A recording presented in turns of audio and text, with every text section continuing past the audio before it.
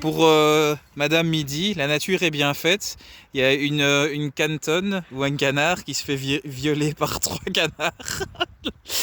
Alors, elle est difficile à voir parce qu'elle est en dessous et de temps en temps sa tête remonte pour respirer. Donc ça c'est la nature, hein, c'est bien fait. Hein. C'est pas très Disney, mais je vous assure qu'il y a une femelle en dessous. Attends, j'espère qu'on va la voir à la fin quand même. Donc il y en a un qui en a marre, il a eu son coup je crois. Et alors les deux autres ils continuent, ils ont pas eu leur coup. Attends, c'est vrai que ça va durer longtemps. Ah ouais, vous voyez les mouvements, hein, ça rentre, ça sort. Ah là, moi je vois la tête. Je sais pas si vous avez vu la tête vous. Et l'autre il s'en va carrément. Donc oui, l'autre canard lui s'en va. Et donc ici, là normalement vous voyez la tête de la femelle, qui bien sûr a l'air complètement d'apprécier. Donc je sais pas ce que ça veut dire en termes féministes et en termes d'hashtag MeToo, c'est pas très clean tout ça. Je trouve qu'on doit un peu leur apprendre parce que là ça va pas quoi. Là, consentement. C'est ça, consentement s'il vous plaît. Hein. Là ça va pas quoi. Bon là normalement vous avez bien vu la femelle.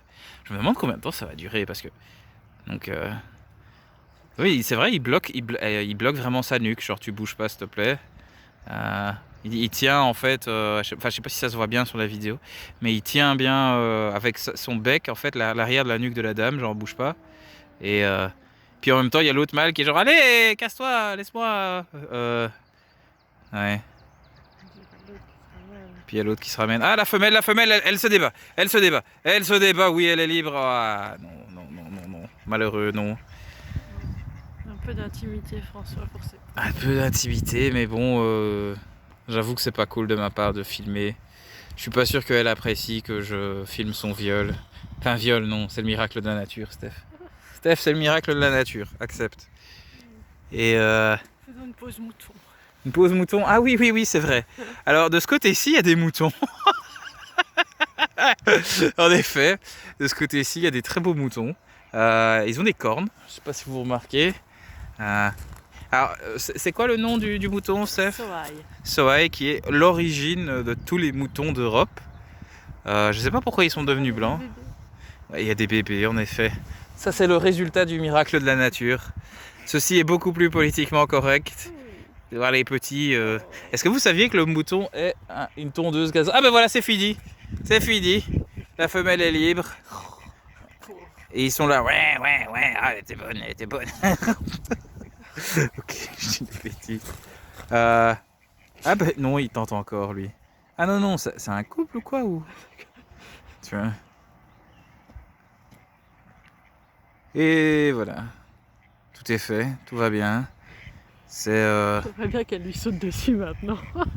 Bah non, en même temps, elle a pris le... Comment on dit ça? Le seed. Ouais, le sperme, donc elle va faire ses petits-enfants. Puis dès qu'elle aura ses petits canetons, elle sera là. Bon, vous vous dégagez maintenant, moi je m'occupe de mes enfants. Qui est le père là-dedans? C'est ça? C'est ça? C'est qui le père parmi ces trois? Mais ça, c'est pas important. Mais d'ailleurs, ça c'est très intéressant. Il y a un livre très intéressant à ce sujet qui s'appelle Sperm Wars. Et en gros, regarde, il y a un héron, Steph, d'ailleurs. Il y a un héron là, plus loin. Et ben, ce qu'ils expliquent dans le livre, comme ça j'éduque aussi. Enfin, je sais pas si j'éduque et je sais pas si j'ai bien retenu. Mais en tout cas, ce qu'ils expliquent dans le livre, c'est comment en fait. Il y a plusieurs types de spermatozoïdes. Donc il y a les spermatozoïdes qui vont ovuler et tout, mais en fait tu as des spermatozoïdes guerriers aussi. Et en fait ce que les spermatozoïdes guerriers ils font, c'est ils se battent contre d'autres spermatozoïdes d'un autre père en fait. Et donc en fait dans le canal ovulaire ou je sais quoi de la femme pour le coup, je sais pas si c'est la même chose pour les animaux, mais les spermatozoïdes en fait se battent entre eux et ils font une espèce de guerre pour que l'autre puisse passer. Donc en fait c'est très similaire au rugby en fait, ce qui se passe dans la femme. Mais ça c'est pour l'homme, c'est pour les humains. Oui, pour les humains aussi. Mais donc je suppose que donc voilà. Donc ce sera en fait le spermatozoïde le plus puissant ou le plus rapide qui va survivre grâce à une équipe d'autres spermatozoïdes qui lui aura clearé le chemin. Donc voilà. Bon ben j'arrête cette vidéo.